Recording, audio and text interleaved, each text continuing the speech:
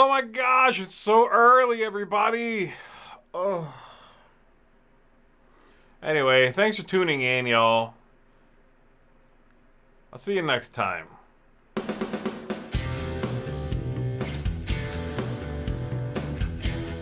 I'm just kidding. What's up, everybody? Good morning. It is Monday. I think it's Monday. I've never been up this early before. Is it the weekend? I hope everybody's doing good. Zee's a sleepyhead, says Violent Frog. Yeah, well, you're a violent frog. Who's worse now? I'm moving to the UK. It's 2 p.m. in the UK right now. No mornings. They don't have mornings. That's what I'm talking about. All right, folks. I hope you all had a lovely, lovely weekend.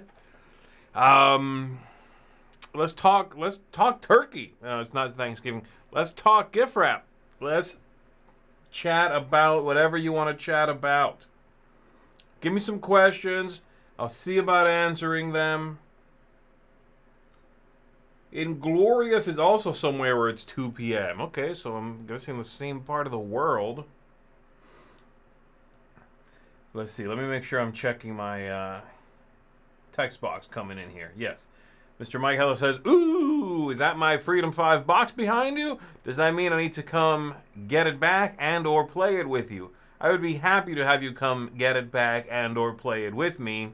It's not your box, but it is mostly empty, so you can basically have it.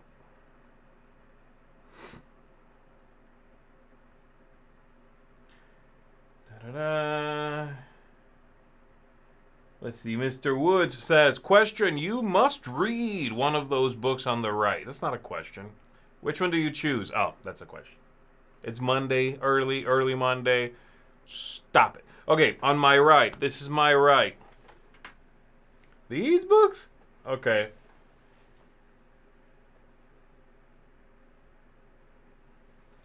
This one right here. That one. It's called The Renegade Wizard. And it is about being a wizard. No, it's like a choose your own adventure type thing, if I'm not mistaken. But you also have to keep track of. It's like a story. It's like an RPG a little bit.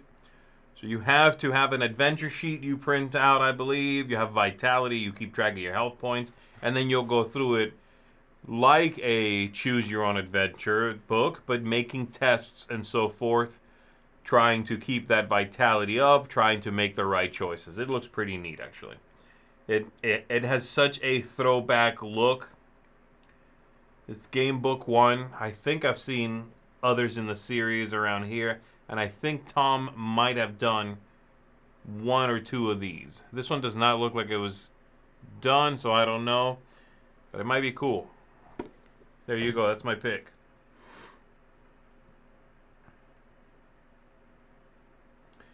Okay. Da-da-da. Oh, man. This one hits hard right here. Any advice for best way to call games? Calling games is tricky. I think my best advice would be, I have a very hard time letting things go. So my best advice would be, whatever you're thinking of culling,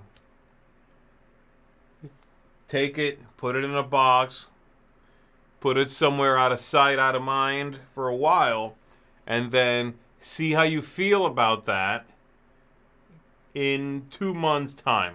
Did you think about those games? Did you need those games? When you come across that box again, do you go, that's where that's been, I've been looking for that, or do you go, oh, I didn't miss these being on the shelf? I think that softens the blow a little bit. Okay.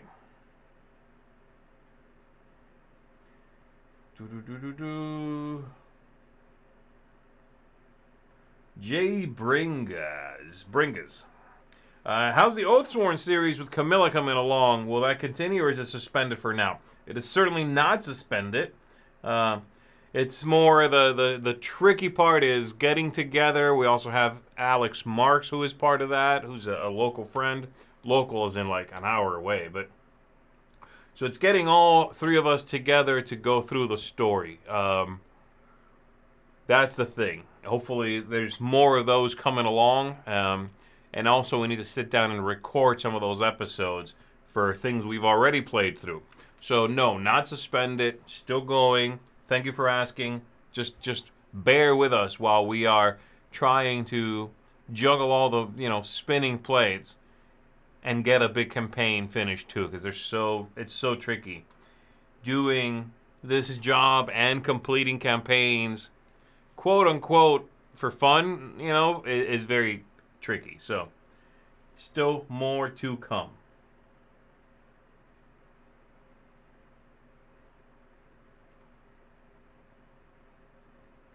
Nelly D says, if you had to buy Secret Santa card game for a regular gamer at about 15 pounds or $20, what are you going for? For a regular gamer, that is so tricky. What are the odds you're going to buy something they already have, I would go with something very modern, perhaps, that maybe they don't have yet. Castle Combo just came out this year. I think it's a wonderful little card game, so maybe something like that. Far Away came out last year, very similar vein. I might go for something like that. But yeah, for a gamer, it's going to be hard. You have to make sure they don't have it.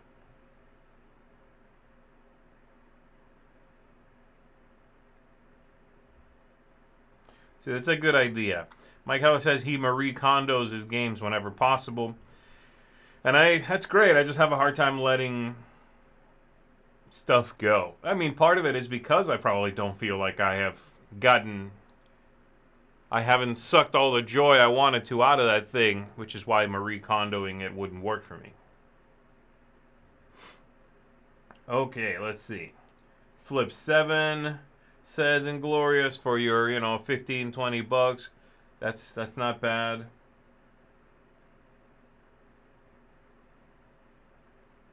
All right, here we go. Keith Wheeler says, Happy Monday, Z. Thank you. Happy Monday to you. Question is, you've said that you prefer to play on tour via the app. Are there other games that you prefer the app implementation over the physical board game? Certainly. And in fact, I happen to have my iPad right here next to me, so I can give you a somewhat better answer than I normally can. So let's take a look. On tour for sure is one of them. I also prefer to play on here.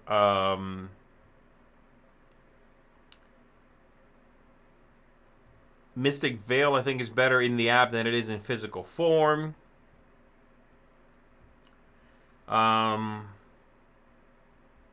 Smash Up, I think, is better in the app than it is in physical form.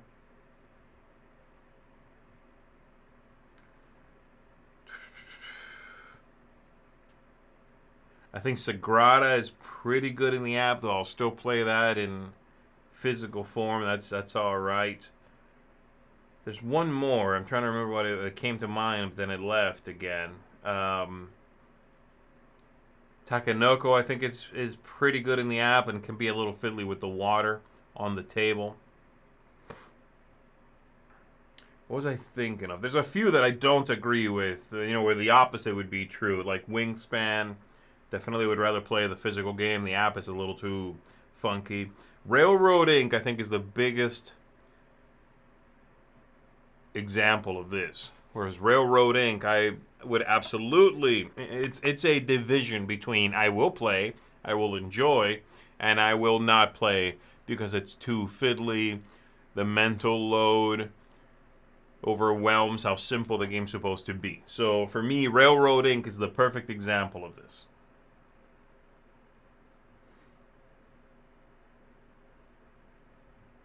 All right.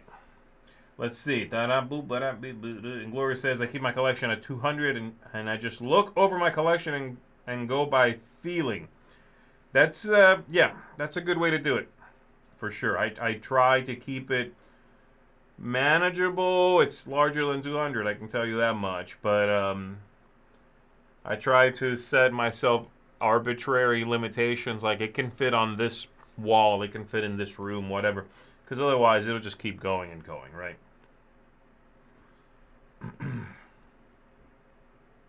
Mike Heller is asking, have you had a chance to try the new Unmatched Witcher sets? We played one of the sets last night. The new ongoing effects from Schemes are great. Oh, they're neat, but also great. I can't read this early in the morning. I have not had a chance to play those yet, Mike. I am looking forward to it. It sounds pretty cool, and I like the characters they picked, too.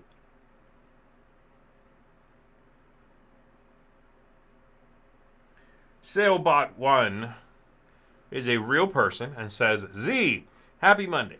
Will you be doing new rankings of the new and old Cthulhu Death May Die content now that Season 3 and 4 are available? I would love to do more Death May Die content, but we haven't received it yet. So I don't know what's going on with that. I know it's out in some places. Some people have it. I've heard some people say that their local game stores have it. I don't have any of that stuff yet. So while I would love to cover the new content, play it, review it, rank it like you said, rank some new player characters, rank some new baddies, don't have any of that stuff yet.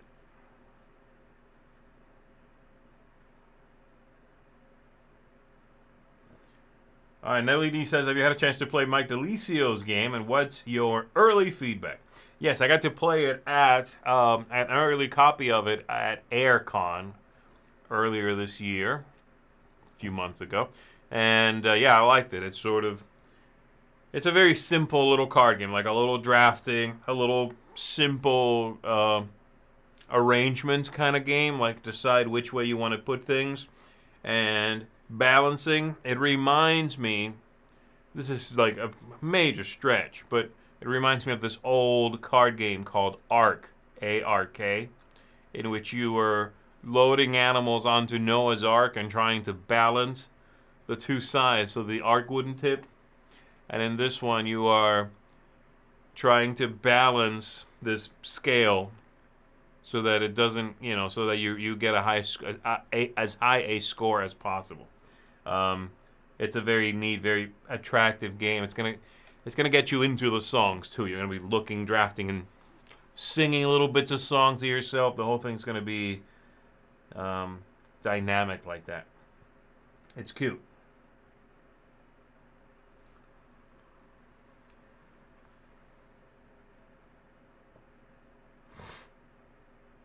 Ooh, this is a tough question because it's definitely one of those like, hey, pick a thing out of the last 600 games you've played and recommend it. But let me go ahead and read it. Thank you for recommending Last Bastion. Great game. Any games on your mind that might have flown under the radar in the last couple of years? There's probably some, honestly, but it would be so hard to just kind of pluck one out of my hat. This might be better served by going on to Board Game Geek and asking there, and the Hive Mind can give you a better answer to that.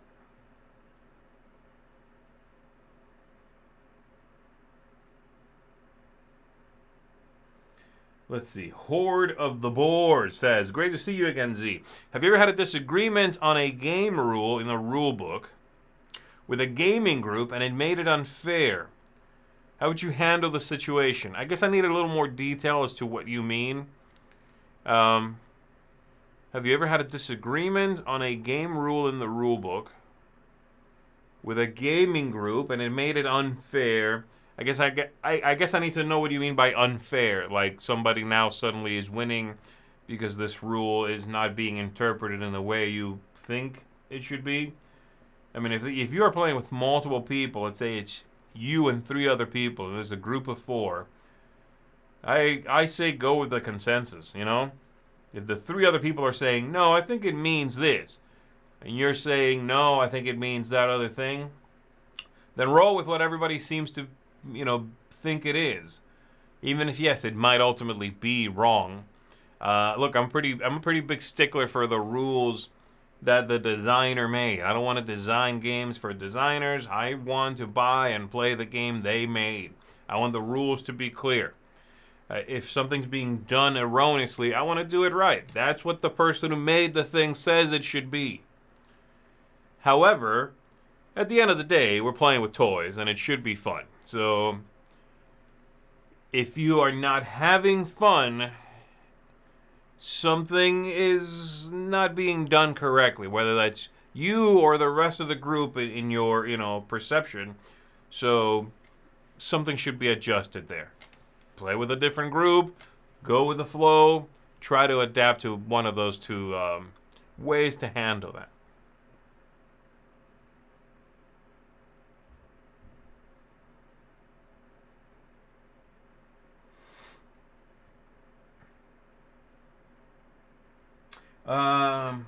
Let me see here.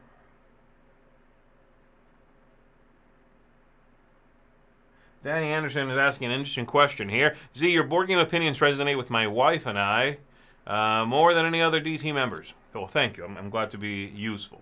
Internally, what kind of discussions do your differences lead to when deciding on who will review a game? Well, it's a few different things. It's first of all, we're not that structured about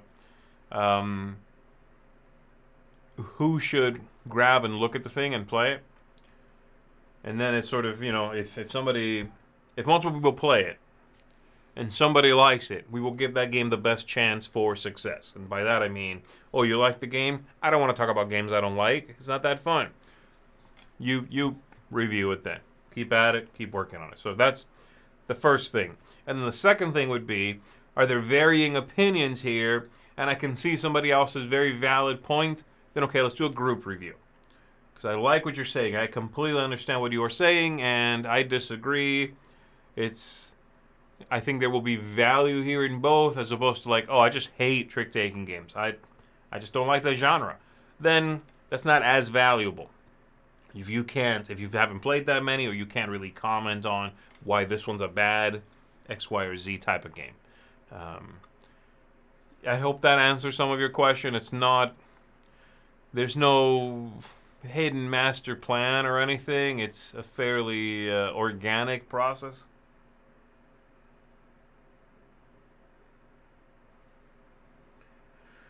Mentad is asking, have you played the New Leaf expansion for Everdell? If so, what do you think of it? I believe I have not played the last couple. Okay, so like the train one, I did not play that. And then the Spider Solitaire big box one I haven't played. And New Leaf, I'm assuming, is one of the new ones as well. I played the first 3. I played the Pearl. I played the Catch-All one, which is so funny now looking back. It's like, what? You just came up with a few variants and threw them in a box? I don't think that's New Leaf, right? And then I played the one where you are traversing through the seasons. That's my favorite. Snowcrest or something like that. Snow Peak, something like that.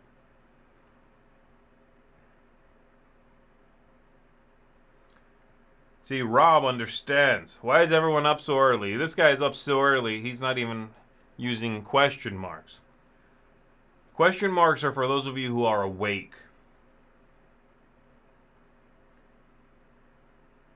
Vanessa G says, Z, you need some cafe. Nah, I'm good. I had a little yogurt this morning. I'm good.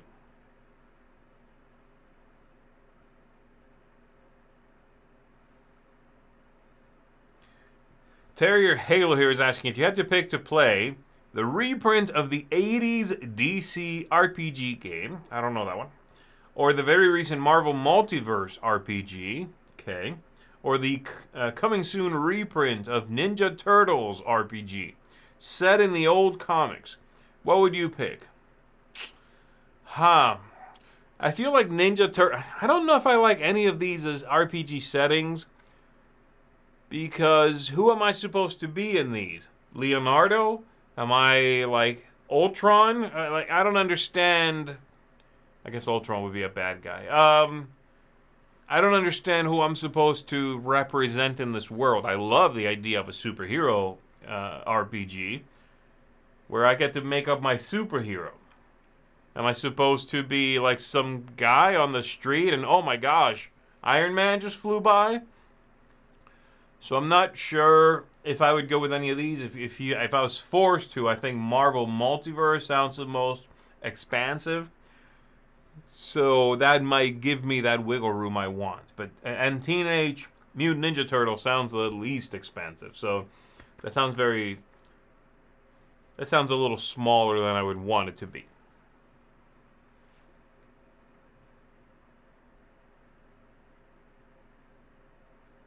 Okay, Daniel Chan says East Coast Death May Die backers are on the water, I believe. Okay, well, that makes sense. I haven't seen anything.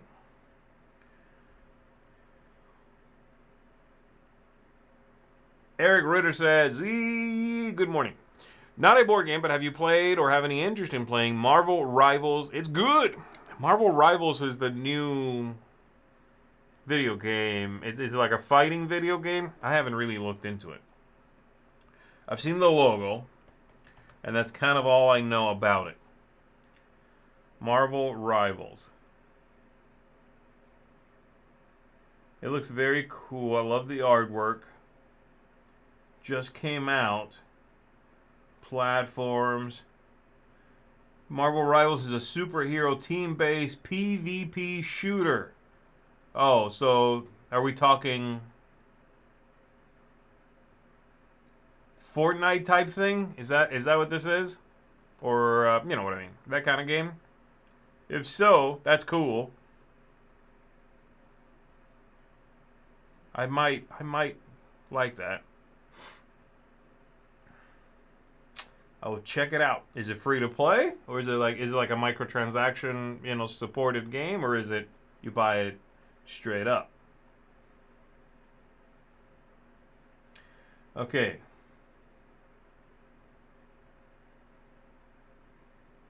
Okay, here's another one of those questions that unfortunately might be better served by a hive mind, but I'll try. If my friend says that they don't like all the discussion that happens in co-ops, which is a little strange, but okay, maybe you guys are particularly chatty. Is there a way to play games like Pandemic, etc., without as much discussing? Does that take away the point of the game? Okay, I see what you're asking. That's not quite what I thought you were going to ask. Yes, absolutely. You can 100% just play Pandemic, just play whatever co-op game without all the chatter. You can just play. You can institute rules based on theme. You can say, well, we're in different continents. We can't get on the same page. We're very busy. Our communication has gone down. Or there's a lot of these, pandemics ravaging the planet. Our infrastructure has taken down our lines of communication. You can do that. And then maybe if you come close to it together, then you can discuss. That might be cool. It might even be thematic. There's also some co-op games out there, especially some newer ones, some smaller ones, where communication is limited on purpose, where the game is designed to not have a lot of talking, a lot of communication. Think, the mind, that kind of thing. But yeah, absolutely. I would say if they really don't like communication, there's tons of ways to experiment in a fun way, in a thematic way, with existing cooperative games.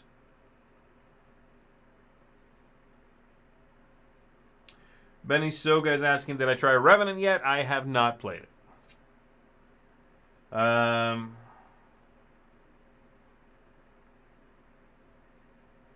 my gosh. You're in a room with 100 board gamers. Write down a game you played last year. If no one else writes it, you win. What game do you pick? Jeez. The amount of stuff I play around here, especially with Tom. Yeah, I just have to come up with a name, but I'm sure I can pick something that nobody else would pick. Oh. I don't know. Some abstract, probably. Some tiny game. Some strange little box that came through. It's a fun idea. That might be something fun to do in person. You'd have to put a little more some more limitations, and you'd have to have a way to check it. But that's a fun sort of thought exercise. Jennifer says, "Hello, Z. Will we get a new ranking of the Unmatched characters since so many new ones came out since the last ranking?" You know what I might do, Jennifer, is instead of doing like I did last time, I think I ranked them all. I might do a top 10. Once I get caught up, I could see myself doing. These are my 10 favorite to play. They're not even like the 10 most powerful. I do not delve into that. That's a minefield. But my 10 favorite to play, absolutely. I love doing that kind of stuff. Brian Naus? Sorry, I don't know how to pronounce your last name. How often do you use house rules in a game? Do you prefer to play the game as is, or do you often mix your house rules into the game?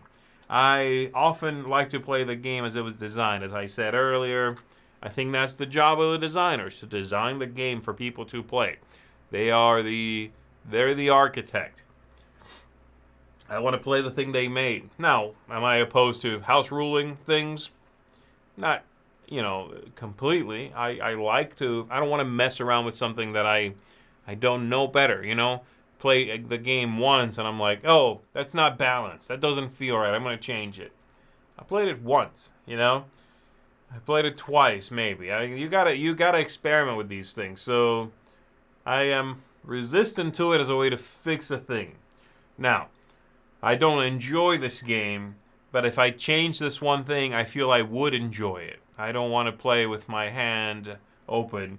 I think if I picked up my hand and hit it, that's going to be a more fun experience.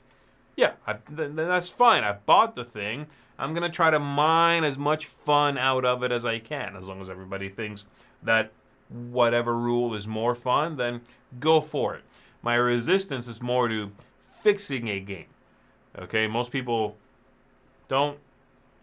aren't going to fix a game, playing it once and then making changes, thinking they know better than people who played it at least a few more times. Jill Clinton says, "Hey Z, are you a card sleever? What do you do when the sleeves don't fit in the original box? Are you ever hesitant to remove original inserts?" That's a lot of questions. Am I a card sleever? Not particularly. I do it for a few games. I do it if the cards are going to get shuffled a lot. Especially if it would be particularly problematic if they got marked. What do you do when the sleeves don't fit in the original box? I get rid of the insert. Are you ever hesitant to remove original inserts?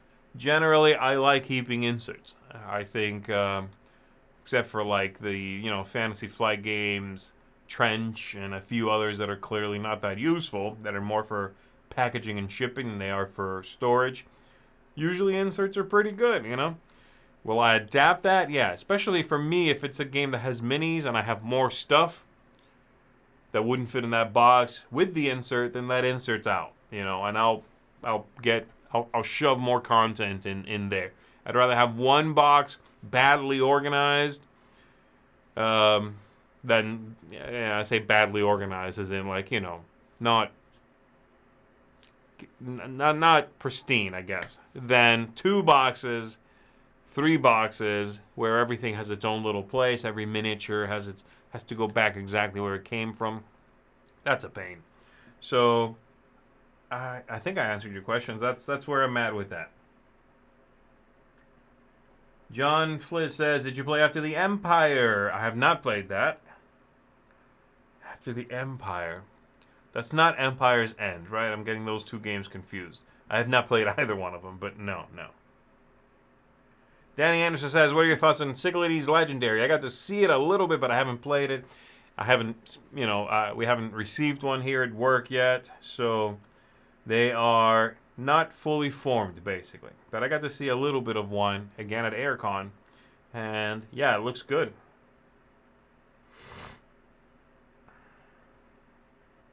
There's a West Kingdom question. I am not the guy to answer your West Kingdom questions. I'm sorry, I don't know.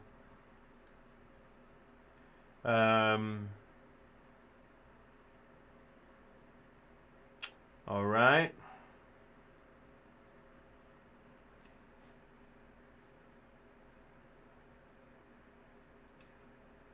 I'm not sure what you mean by this, Josh. What was the hardest list for you to rank this year, like to make the list outside of the top 100.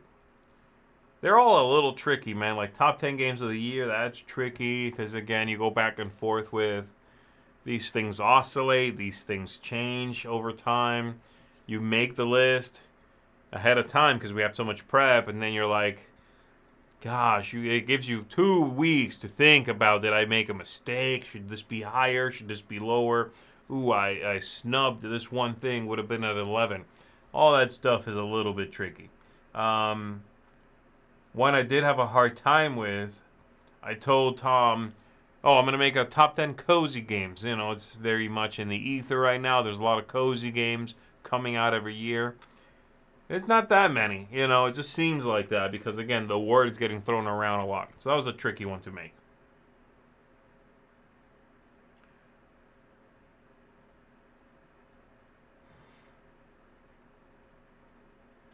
Oh, baby, it's Luke Pryor in the house. What's up, Luke? Good to see you, buddy.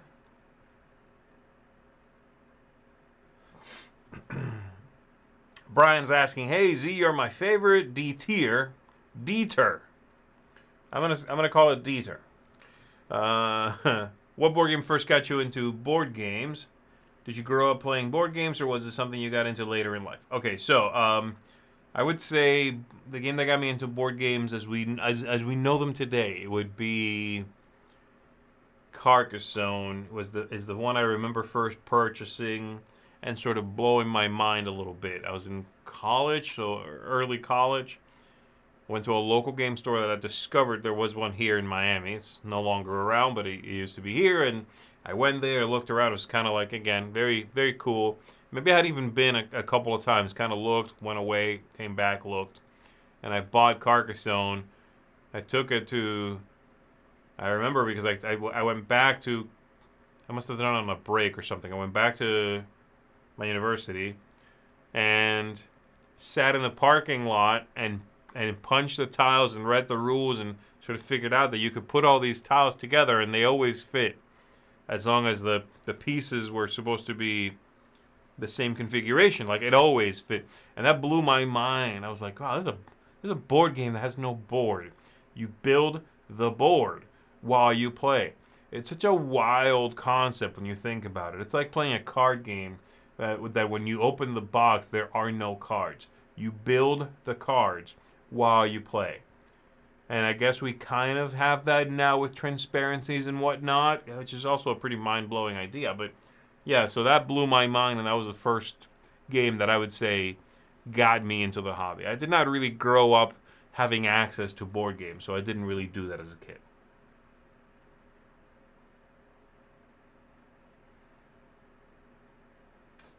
Things are good, Luke. Things are good, except it's very early on Monday.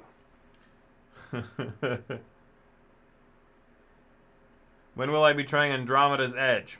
I don't know. It's tricky, you know. If you miss a game when it comes through here, it's always a little bit harder, honestly, to go back and try something that I am not using for any sort of content creation than it is to just continuing moving forward, consuming new content or you know, playing new games, whatever, and then creating content for that. To go back to merely catch up is a harder sell. So I'm hoping soon. I would like to play, but a long, big game like that, I don't know.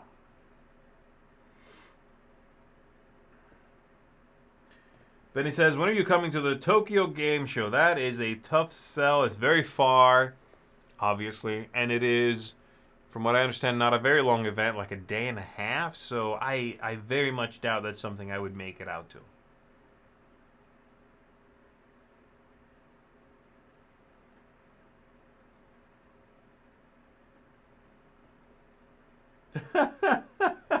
I don't know, somebody. This is not a question I'm answering, obviously, but are there any decisions Tom has made that you did not agree with? Or does he mostly ask everyone's opinion before committing to a new direction? What? What? I'm not answering that. Even if the answer is, oh, absolutely, he's like always asking, he never makes a move without... Are you kidding me? Oh man, I'm sorry, Nick. No, that's not. Ask me about like a board game or something.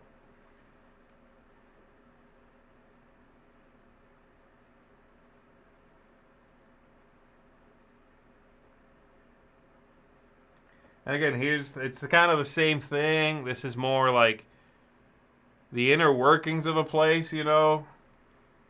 It's different. That's a different kind of question.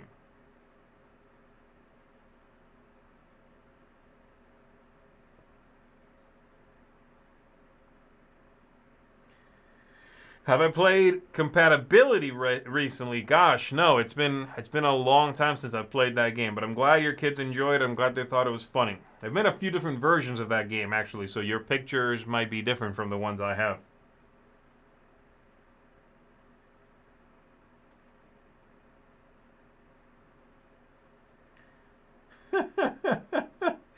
Oh my goodness.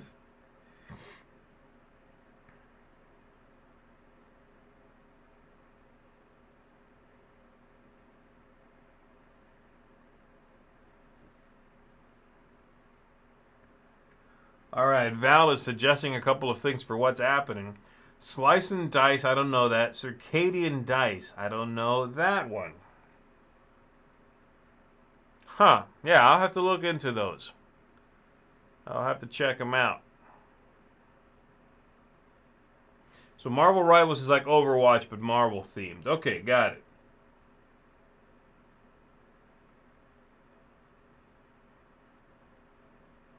How do I politely? Oh, it didn't pop up. There we go. How do I politely tell alpha gamers to stop? I've dealt with that a little bit in the past, and I definitely, unfortunately, for my personal experience, I think for you, you're just like you have to slowly, be gentle about it. Like, yeah, that's a good idea, but let me try to, see what I can come up with here on my own. That sort of thing. Just treat it very casually, like you're conversing. I had an experience where I dealt with that, and I kept kind of like putting my foot on the gas until I had to basically not be that polite anymore and tell them to stop playing my game for me. If they wanted to play, they could just two-hand it. I didn't need to sit here for that. Something to that effect. But definitely don't reach for that unless they're really really not getting the message. I think you can gently sort of tell them like, that's a good idea, but let me see what I can come up with, or, well, hold on, let me, you can sort of tell them, listen, you're kind of doing the thing. Let me just try to play my own game.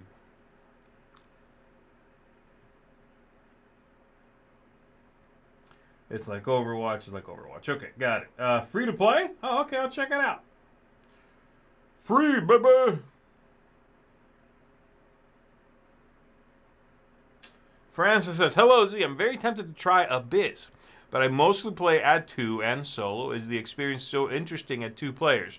Do you still recommend? I do. I do. I think Abyss is, look, it's probably best at three, but I think it's a very good two-player game. It's a nice back and forth.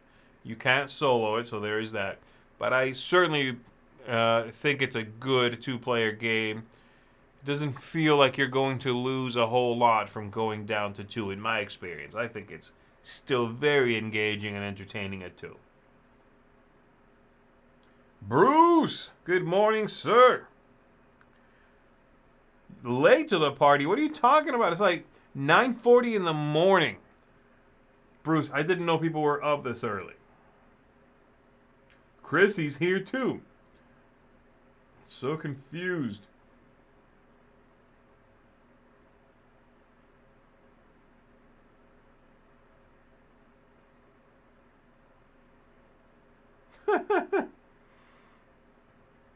Do you have a favorite Christmas song?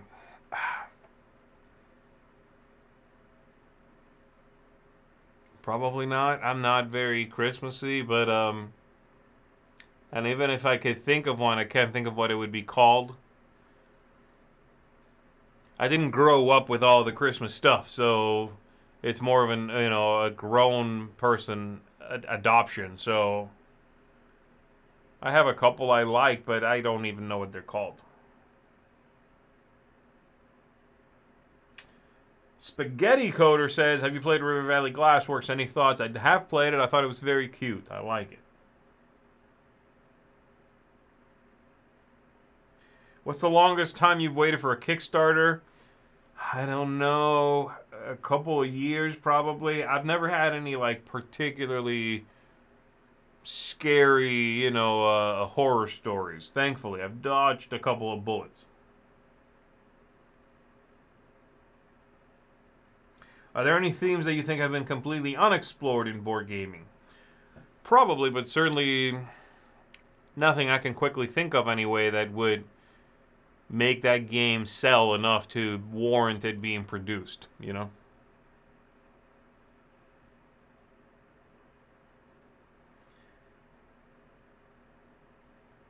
Da-da-da. Okay, let's see. Now, this is funny right here. Z, uh, when did you last play Marvel United? I played Marvel United yesterday, solo. So, what do I think about the new sets? I haven't explored as much of the new stuff, actually. I think I'm ready for a big shakeup, which I think hopefully DC United will be that. If nothing else, it's new, new intellectual property. But I think it'll be fun to pick and choose kind of some things that are highlights for me from the new stuff. I was mostly playing kind of older stuff, I'm trying to catch up here. Mark Stamp says, have the DT crew played through Clank Legacy 2 yet? It's in the works. That's all I'll say.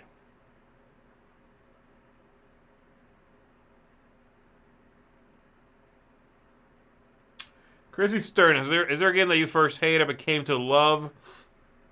I don't know if I could go that extreme, honestly.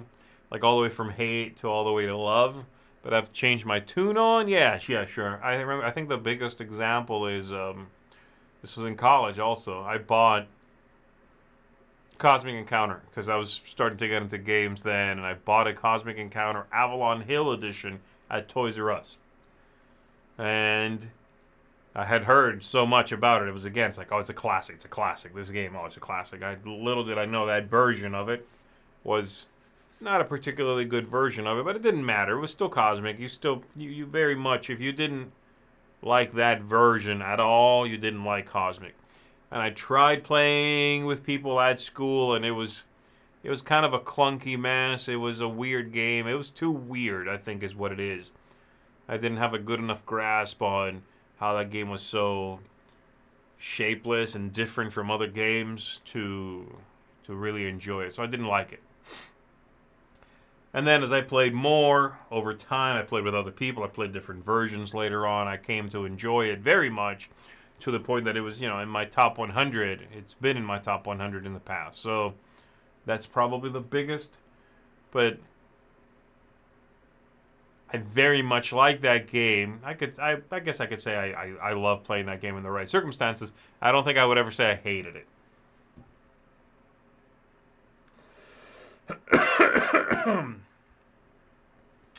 Bruce is saying, what inspired you to get into theater? Well, it's funny because when I went from middle school to high school, they picked, I don't know why this was a thing. Maybe they did it for everybody. I don't recall, but for me, they picked my electives for me.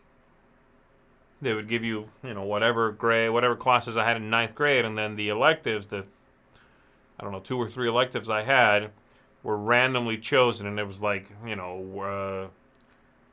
wood shop or whatever, and then theater, and maybe something else. I don't recall. Maybe French. I might have picked French. I don't remember, but that's it. That's what did it. I had it as a class in ninth grade, and I really liked it. And the teacher thought I was decent at it, and I loved the camaraderie. I loved sort of working on a thing together with a group like that. So then from ninth grade to 10th grade, the teacher put me in the magnet program. They moved me into like advanced theater, and I did that those next 3 years in high school. Went to college and got a degree in it in college, so I did it another 4 years there. But I just gotta It was a random roll of the dice, really. I wonder, again, if I would have found it anyway, but who knows. What's your favorite and least favorite mechanism? Well, my least favorite is probably sort of like slapping the table kind of stuff, quickly saying something, that kind of, very party game style mechanism or kid friendly mechanism. Kids love it. It's that sort of burst of energy. I don't enjoy that very much. And my favorite mechanism, ooh, that's tricky. Engine building I very much enjoy. Drafting I very much enjoy. Pick up and deliver is underutilized in my opinion, and I like it. It's not my favorite, but I like it when I see it because it's so rare. Whatever my favorite mechanism is, it probably has something to do with cards, with powers, with cool illustrations. I don't know what that is. Tableau building or combos, or I don't know what you would call it, but it's going to have something to do with that kind of delivery method. So maybe drafting or something like that. All right, let's see. Bop, bop. You guys are talking about what you got already? You got it already, Mike, says Loopy. Still nothing for me. Are you guys talking about Death May Die? No, me too. The cubes are nice and chunky. I don't know what game you guys are talking about.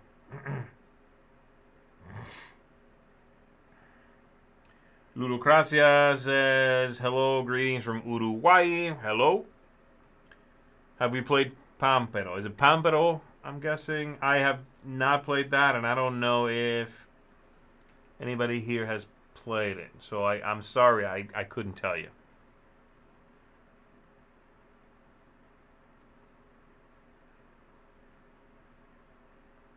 Eric's asking about if I've done improv in the past. I've done a very little amount of improv. Improv was not really my strong suit. I was around people who were amazing at improv, so it was not my thing. Do I still do any kind of acting? Not really. I haven't done it in many, many years. Anything in a theater with a script? No, it's been ages. All right, let me see here. Where am I at? Bye-bye.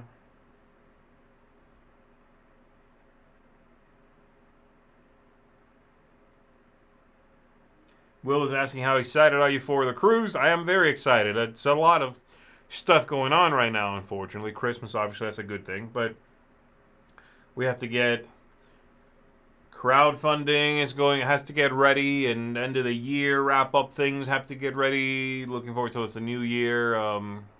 Just kind of getting all the ducks in a row, and then the cruise happens in sort of among that, in the middle of that. So absolutely, but it always comes up a time of year where there's a lot of stuff going on, high pressure, deadline-y kind of stuff. So yes, it'll be lovely to get away and see some folks and play some games.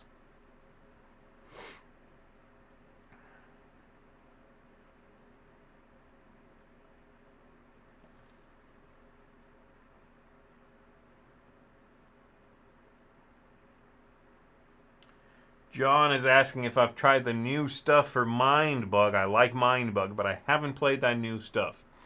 I am meaning to. It's available to me. I'm meaning to play it. I just haven't gotten around to it. It sounds good from the little bit I've seen. And it sounds like, again, kind of in the same vein, more of the same.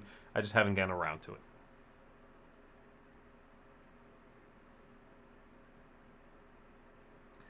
Z, who is your favorite board game artist? Oof, that's tricky. There's a few I really like. I like Piero for sure.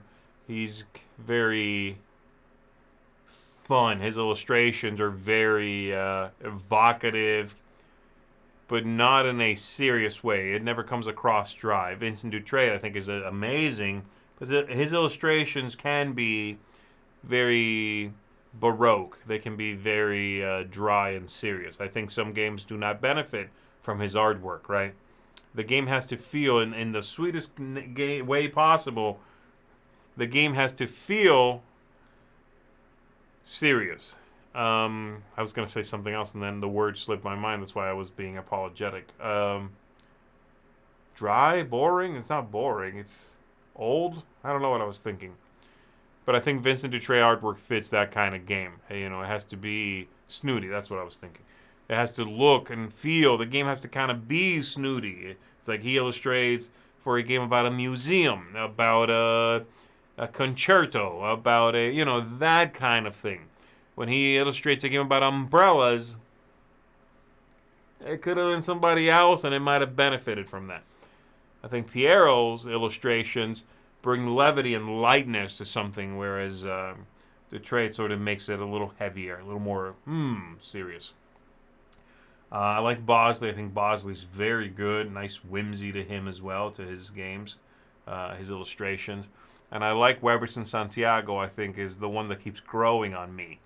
I love the stylized nature of his artwork is just so eye-catching. It's very, there's a slight spookiness to it. It's kind of mysterious. It sort of feels a little alien. I love it. I think it's very engaging.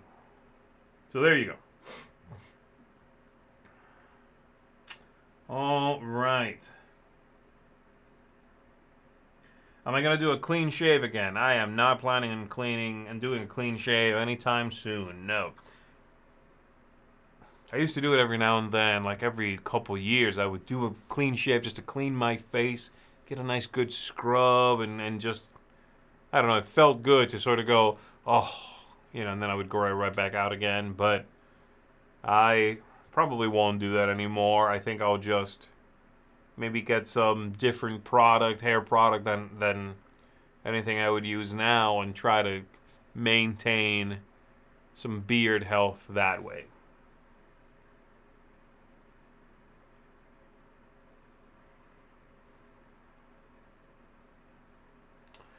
Mike O'Connor's asking me if I've heard of Dark Quarter coming out from Lucky Duck and Van Ryder. I have. It's been on my anticipated lists in the past. I think they've hit some bumps in the road, but I'm still incredibly excited for that. Greg is asking, what about the future of the board game hobby makes you most excited? That's an interesting question. I don't know. It's a really big question also. I think just the fact that we are starting to sort of hit critical mass with the hobby's sort of penetration into mass market, I guess. You know, that idea of like the games becoming not as niche. You know, we've had, I'll give you an example of like D&D, you know, I don't know, 30 years ago was very much that niche, sort of keep it in the basement kind of thing. We just had 2 years ago, 3 years ago, a D&D movie, right? That's going wide. That's no longer now something you can tell somebody about D&D and they're like, nerd.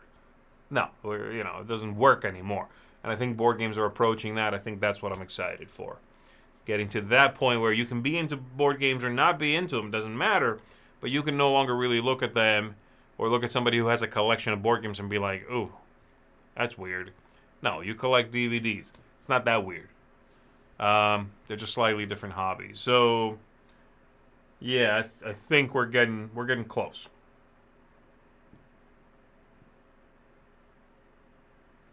Do you still buy board games for your own collection, or has that slowed down since working for the Dice Tower? It has certainly slowed down. That's because of two things: working here, but also having a lot of games and not having a lot of space. But do I still buy games for my own collection? Absolutely. I buy games. If there's something I want, I'll get it. I'll whatever is put it on my Christmas list, what have you. So I'll get the thing. Yeah.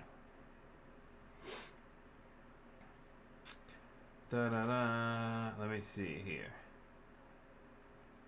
Do you have dogs? I do not have dogs. I am allergic to dogs a decent amount. I'm allergic to cats very much.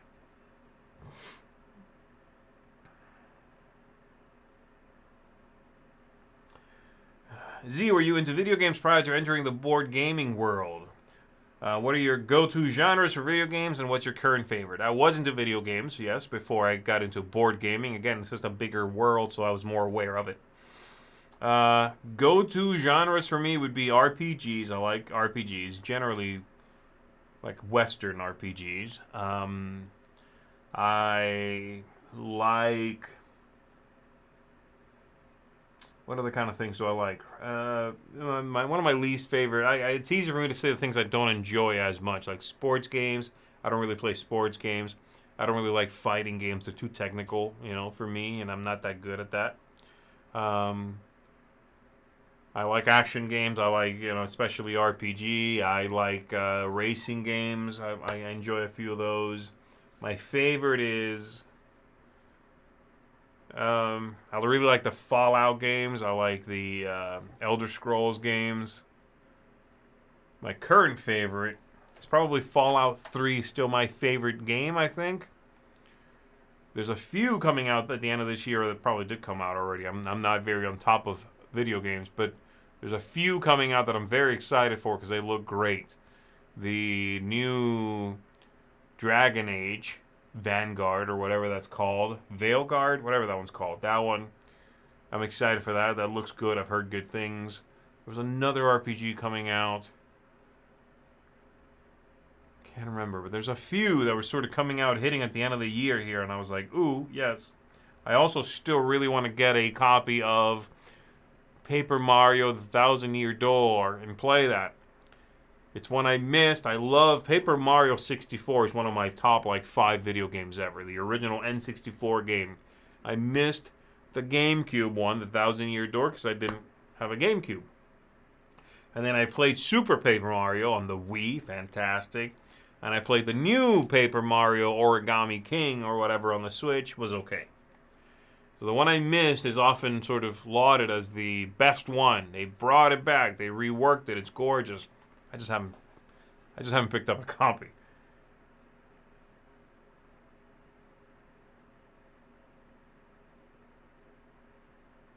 K-Man Creates is asking what any holiday traditions I will be partaking in during the next weeks.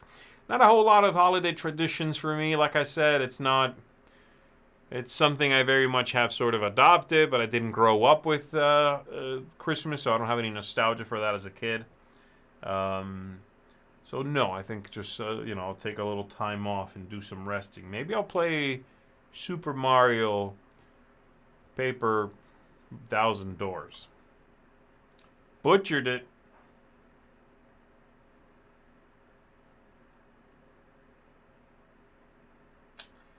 Let's see.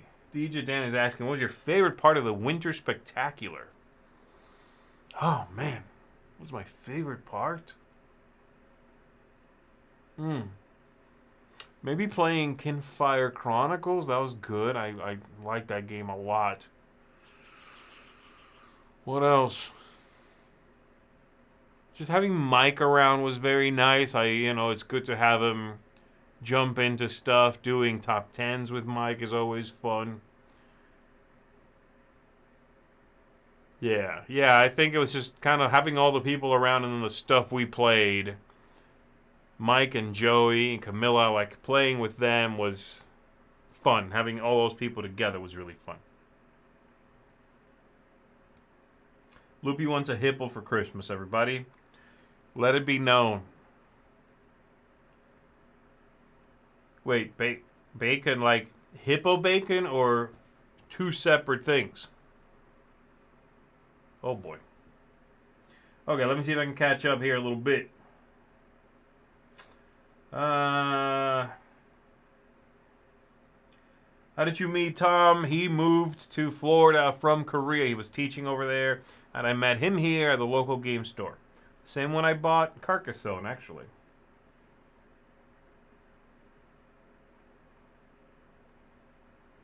Alright, here we go.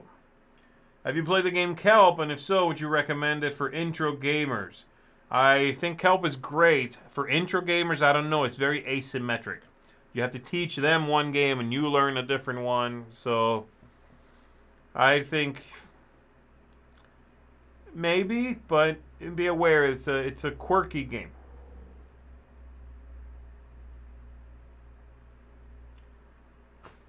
Eric is asking if anyone has swooned in my presence after recognizing me. What? But also yes.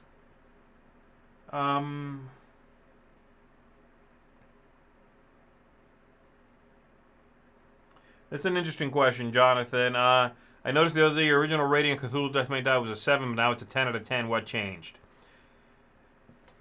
I know a few things, a few of the hang-ups I had with the game I softened on. Things like, hey, the miniatures don't fit on the cardboard spaces you gave me for the miniatures to fit on. What gives? Why would you not fix that? That seems dumb to me. And I still think that's dumb.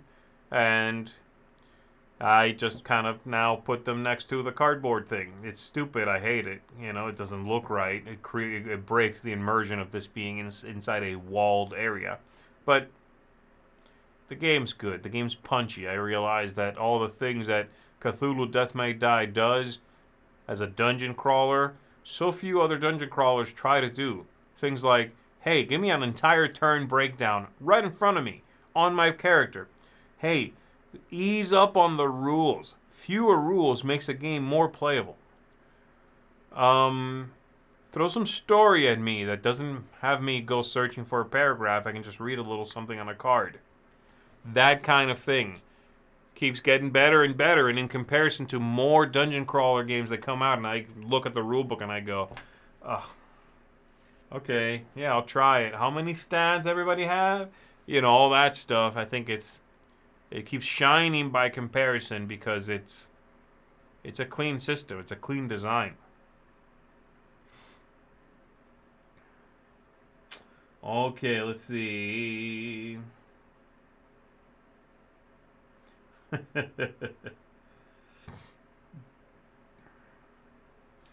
I just talked about that Castle Combo game, Luke, and I think that's a game that packs a lot of game into a small box. You should definitely give it a go.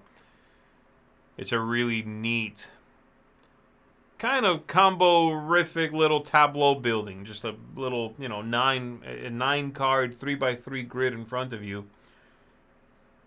But the choices of what to take, where to place it are really neat. What is your favorite drink to toast in the new year? Oh, I don't know. A little, an adult beverage of the Caribbean variety, let's say.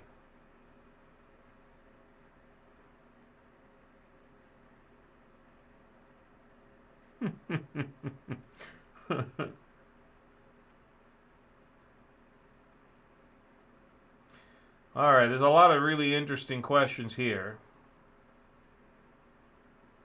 Here's a good one from my Mike Dilicio.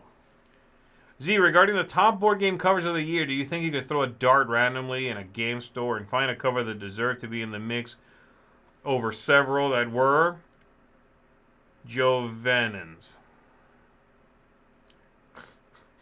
Who's Joe Yevans? What? I don't get the name thing, Mike. What? But also, no, not one dart, not a random dart. No, Mike. Maybe like a handful of darts, like you know how you want to like, and then go, oh, like that. That'll do it. That'll probably do it.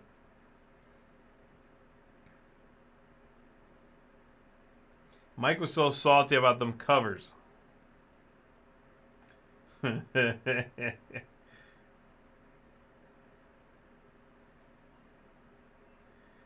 Oh my goodness. All right, let's end on this one right here from Hans. Blake says, question, how did you come up with the target acronym when you review games? Well, I kept forgetting. I kept doing this thing where I would talk about a game.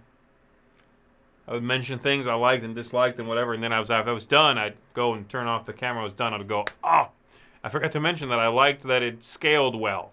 Or, oh, I forgot to mention that I thought the game felt a little too long, or whatever. So I was like, I need to figure out a way to keep me from missing these little things I want to mention. So I'm like, okay, so I sat down and wrote out general topics of discussion, hoping making these buckets big enough that if I had a thought, I'd have a bucket to kind of put it in, and I could take some notes before I went to talk. And then the lettering thing was just kind of because it's catchy, and it wasn't that hard to be like, well, the T could stand for this, the E could stand for whatever, and I massaged it a little bit over some iterations, but that's generally what it was. I wanted to not forget something I wanted to mention. Sometimes, one of the categories was just kind of like, I don't really have anything to say, it's fine. But it kept me from forgetting stuff more frequently, and I was happy about that. So there you go, everybody. It's been an hour and 5 minutes. We're done. Thank you, everybody. I'm sorry if I didn't get to your question. I'm sorry if I either didn't choose it or just didn't read far down enough. But hopefully you still had a good time. Hopefully I still made your morning just a little bit better, Go hug a gamer today. Thank a board game cover. Go Marie Kondo some card sleeves. Doesn't sound right. I'm going to stop. I'm going to quit while I'm ahead. Thanks, everybody. I will see you later on this week. We've got live games coming at you this week. We've got crowd surfing, obviously, coming at you later this week. There's a bunch of stuff happening. And then we'll take a break after that, after this week. A little time off. But for now, keep it right here on the Dice Tower. I appreciate y'all. Thanks once again. And I will see you on the next one. I'm Zee Garcia, and I'm out. Bye.